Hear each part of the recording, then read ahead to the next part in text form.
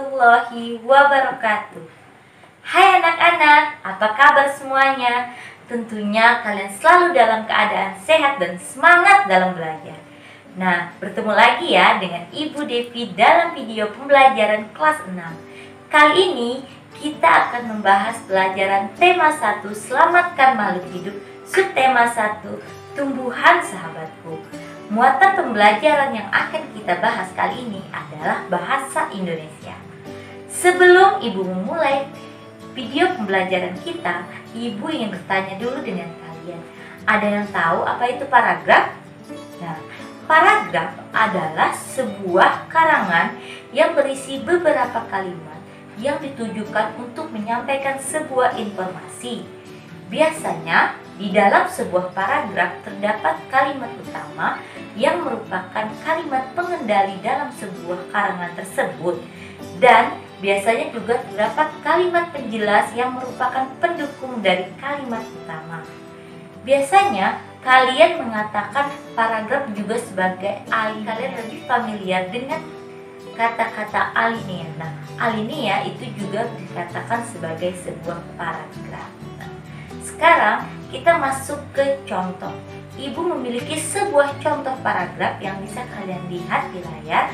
Nah, di mana ini merupakan salah satu contoh paragraf. Bagian yang Ibu beri tanda panah warna merah itu merupakan bagian awal dari sebuah paragraf. Di mana setiap sebuah paragraf biasanya bagian awalnya selalu menjorok, barisnya selalu menjorok ke bagian dalam. Nah, bagian yang Ibu beri tanda panah warna ungu itu merupakan kumpulan dari beberapa kalimat yang kita sebut sebagai paragraf atau alinea. Sampai sini kalian paham? Nah, selanjutnya kita akan masuk ke materi ide pokok paragraf. Ide pokok paragraf biasanya disebut sebagai gagasan utama atau kalimat utama dari sebuah paragraf.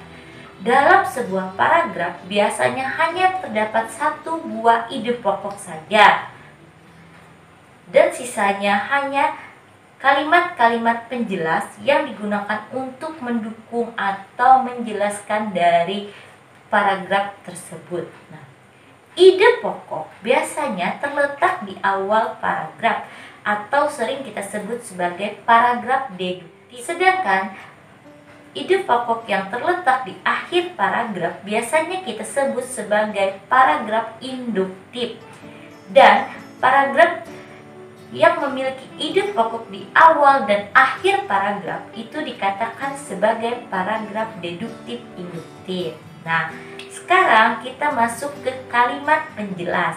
Kalimat penjelas seperti yang telah Ibu sampaikan di awal tadi, bahwa sebuah paragraf biasanya terdapat kalimat utama dan kalimat penjelas. Nah, di sini kalimat penjelas adalah sebuah kalimat yang merupakan uraian yang berguna untuk menguraikan atau memperjelas sebuah kalimat utama yang terletak dalam sebuah paragraf. Nah, selanjutnya kita masuk ke materi 5 langkah untuk menentukan ide pokok. Di sini, Ibu akan membantu kalian untuk mengetahui langkah apa saja yang kita lakukan agar kita bisa menentukan ide pokok dari sebuah paragraf. Yang pertama yang harus kalian lakukan adalah bacalah dengan saksama setiap paragraf dari awal hingga akhir.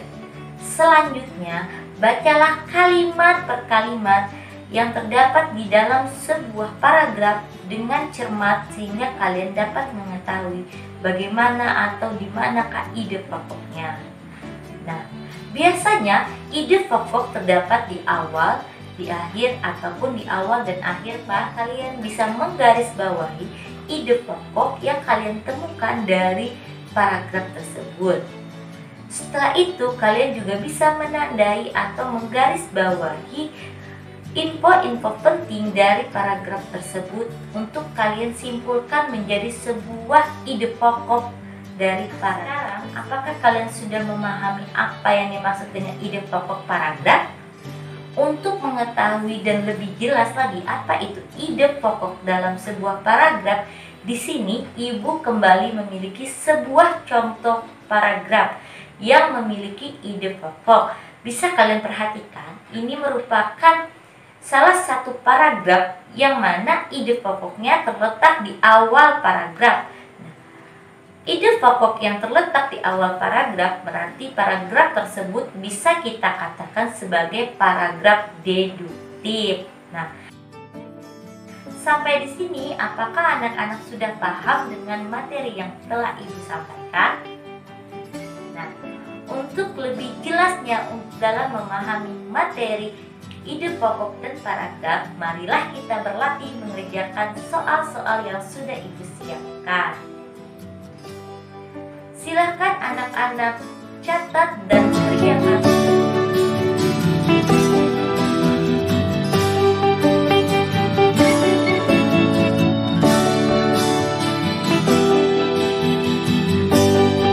Adanya video pembelajaran kali ini, kalian bisa belajar dengan baik dan memahami apa yang dimaksud ide pokok dan paragraf.